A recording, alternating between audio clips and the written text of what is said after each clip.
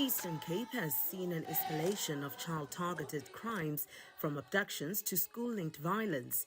Premier Oscar Mabuyane says the crisis is stretching state resources and reflects a deeper breakdown in communities. This is the biggest problem that we are grappling with, I must say, and I must admit it's not an easier one. It needs the whole society. It needs a collaborative effort between government, civil society.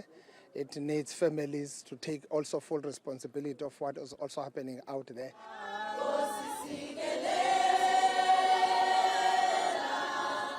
He says the province is trying to respond year-round, not only during these 16 days, but admits the crisis is growing across multiple districts.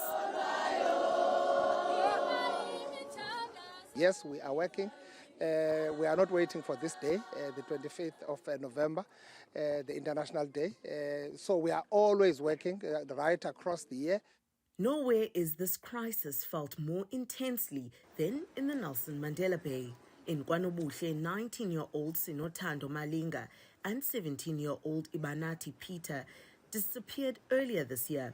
Their burnt bodies were later found, and authorities believed they were raped before being killed.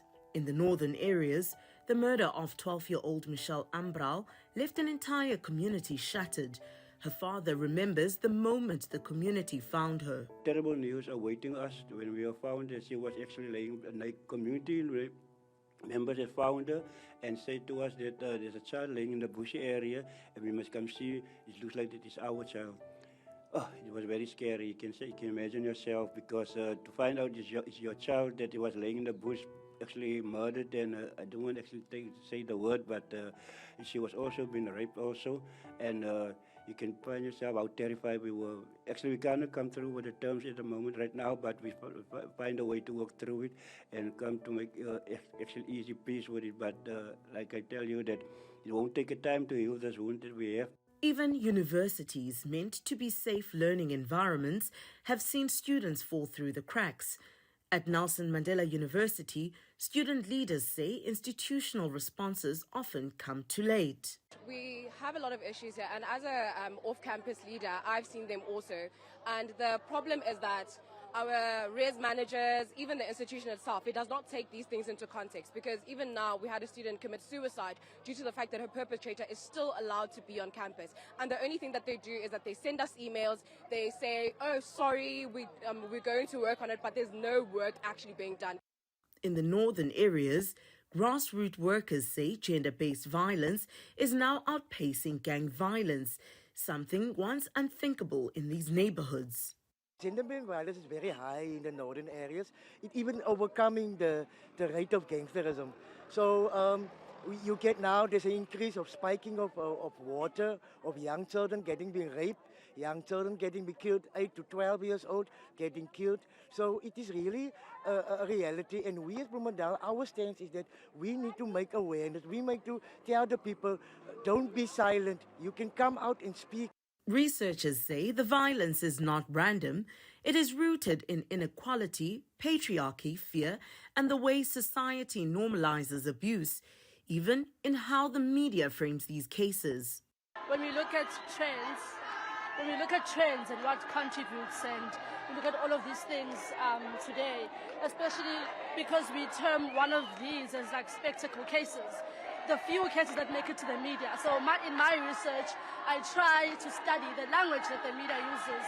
I try to study all of these things that you use. So you asked me about contributing factors, and the contributing factors are patriarchy. For survivors, healing is slow and speaking out takes immense courage. But many say their voices can help others recognize abuse and seek help.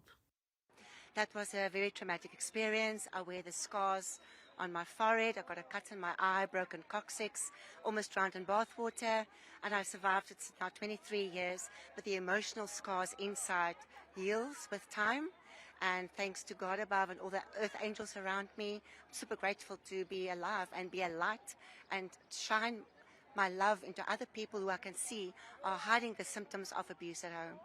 Others say shame and fear often keep survivors silent for years or forever.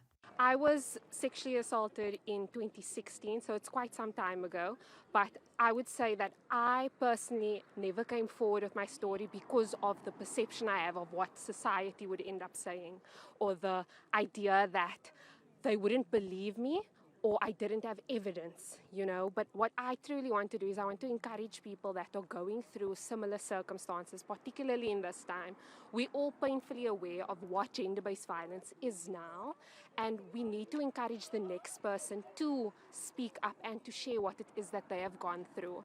Activist groups say the country can no longer afford symbolic gestures. With women killed daily, they are demanding GBV to be treated as a national emergency. There's 15 women killed every day in South Africa. So we are here today, we're coming together here today to support all of them, to be in union, to be in solidarity. We are aiming to declare gender-based violence and femicide in South Africa a national crisis. We actually managed to do that yesterday by the president also declaring it a national crisis. Now we need action.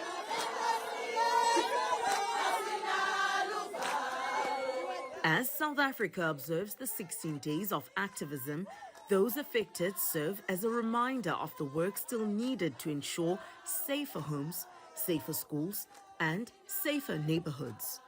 For Newzroom Afrika on Channel 405, I'm Sipha Kema in Gqeberha.